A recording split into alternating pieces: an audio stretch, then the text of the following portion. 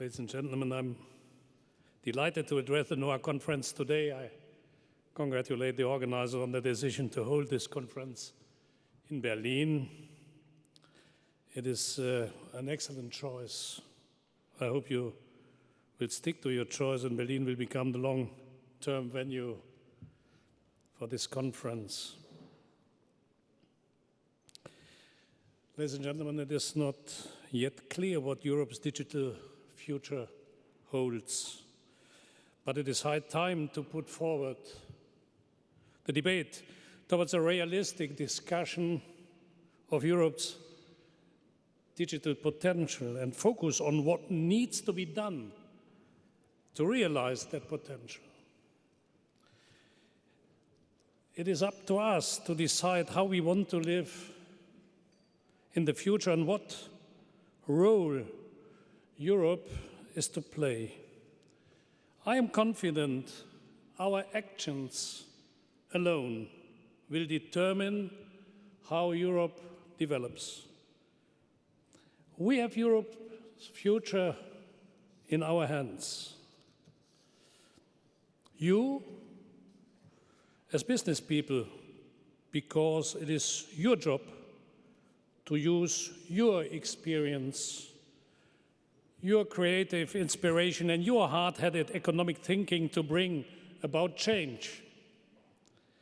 We, as political decision makers, because it is our job to create conditions in which innovation can flourish, conditions in which as many people as possible will benefit from future developments and new products.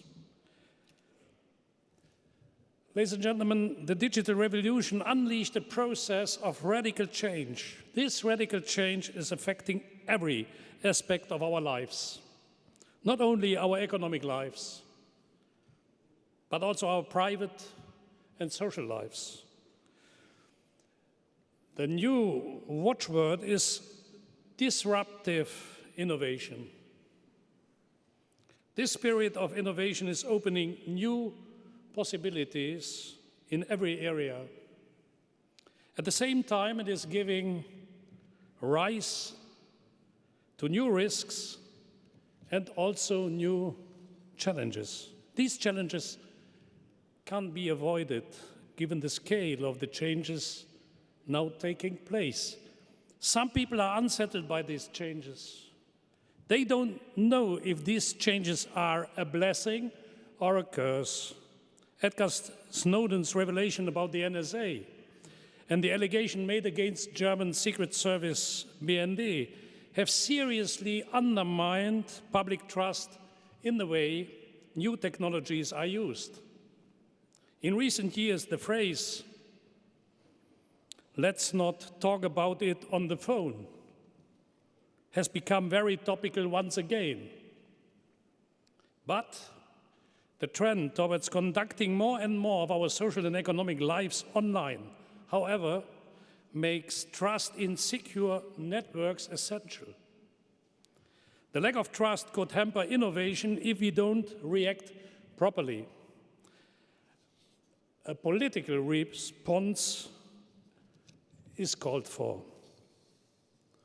But a narrow national approach is not longer enough. We need international action. The debate on this issue is in full swing, not only in Europe, but also beyond. It's time to act now. Over the last decade, new companies have emerged. They have developed into dominant players who are leading the former big beasts of the world economy on a merry dance. I take my hat off to these companies. Many of them have become so successful because they were very innovative. We in Europe need to ask ourselves why the Silicon Valley companies have become so dominant and identify Europe's past failings.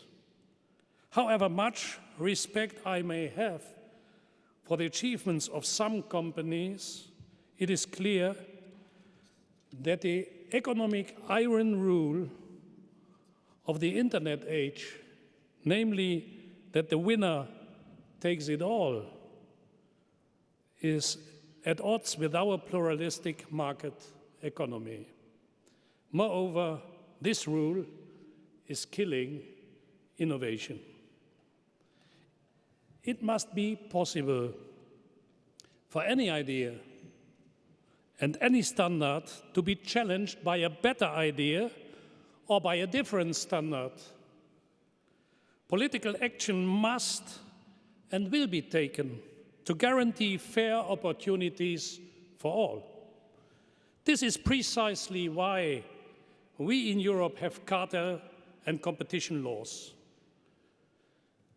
And we will enforce those laws in order to ensure that anyone who wishes to invest is given a fair chance on the market. Even now, the Commission is looking very closely at the changes which digitization is bringing about in order to assure that this principle of a fair chance for all is not endangered. It is the politicians' task to create the best possible conditions for you and your companies so that innovation and investment make sense and as many people as possible can benefit from high-quality products and services. With that aim in mind, we in Europe need to do our homework quickly. We have missed the boat on far too many new developments. As a result, Europe has an enormous amount of ground to make up in the area of digital infrastructure. So what exactly do we intend to do? Firstly, the Commission of the European Union put forward a proposal on the European and the European Parliament and the Council of the Member States agreed on a so-called EU investment plan. Thanks to the European Union guarantee and the leverage effect, it will mobilize public and private investments into a volume of 315 billion euros without creating new debt.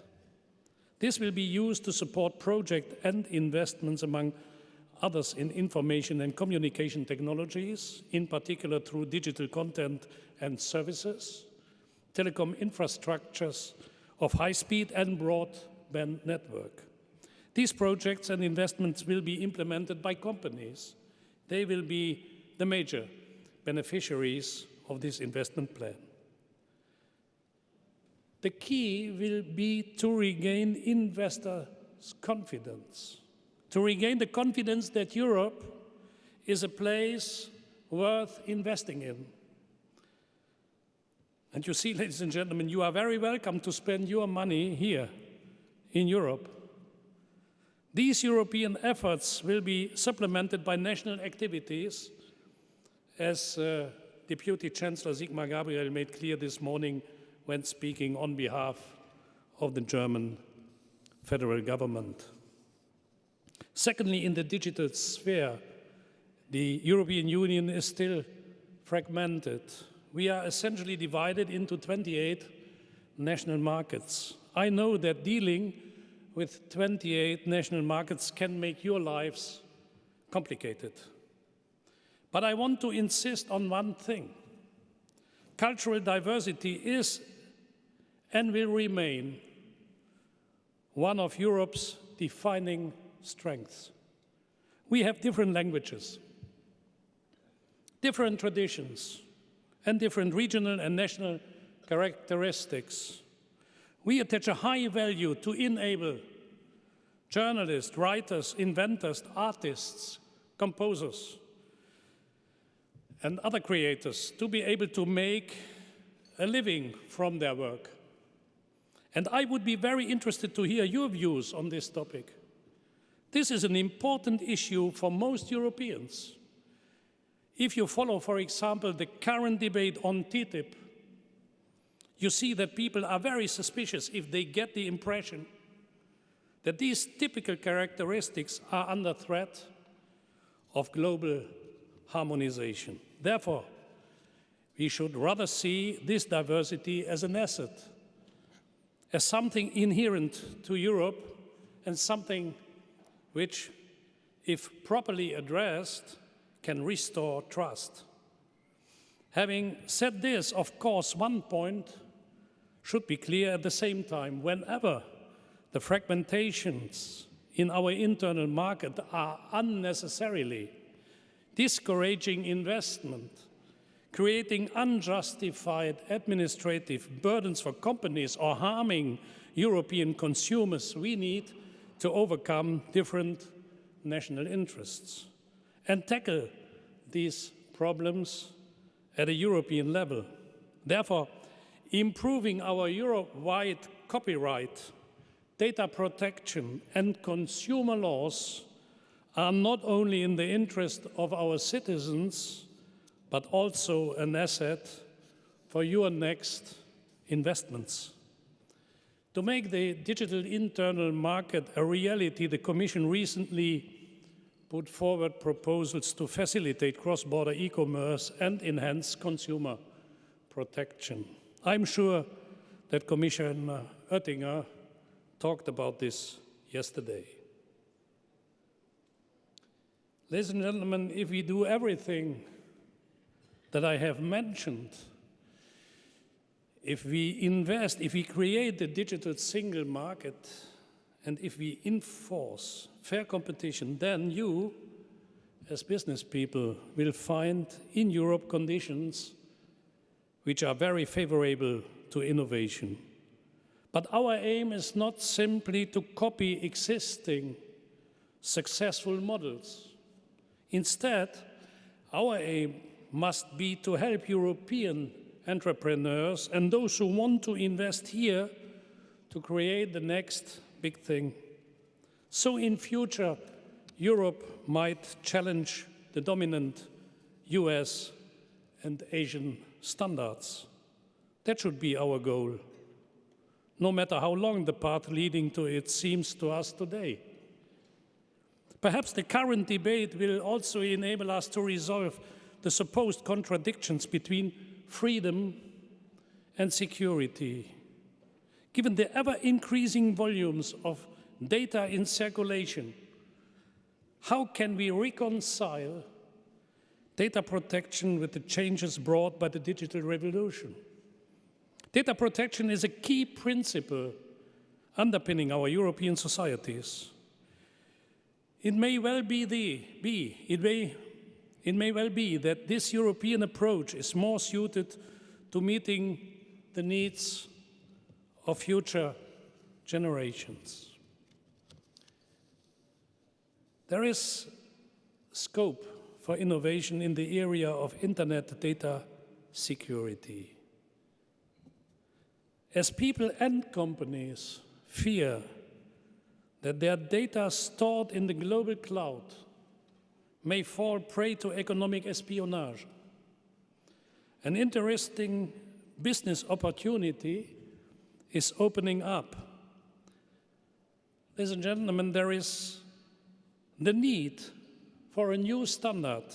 I am sure that companies which want to or must protect their data opt for standards which offer them the greatest possible security. I am convinced that in the long run, our higher data protection requirements will make Europe a more attractive place for business.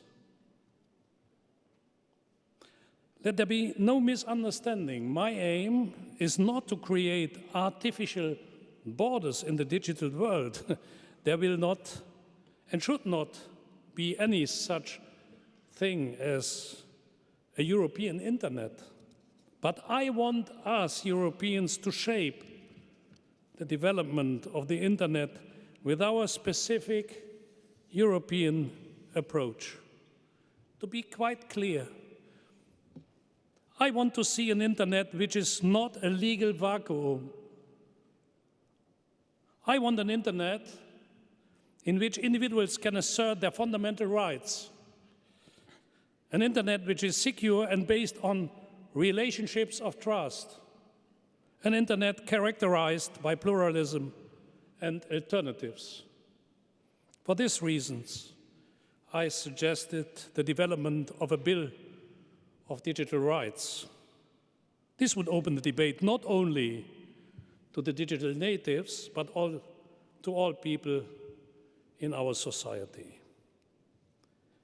Let us work together to make this a reality. I urge you all to look upon Europe as a partner in that endeavor. And therefore, ladies and gentlemen, it was a pleasure for me to be with you, to address you as the president of the democratic, freely elected, transnational European Parliament, which plays a key role as a lawmaker in this new European dimension. And therefore, it was an honor and a pleasure for me to be with you here in that room, and for those who have the advantage to be on the terrace of this wonderful center and to enjoy the sun in Berlin. Thank you for your attention.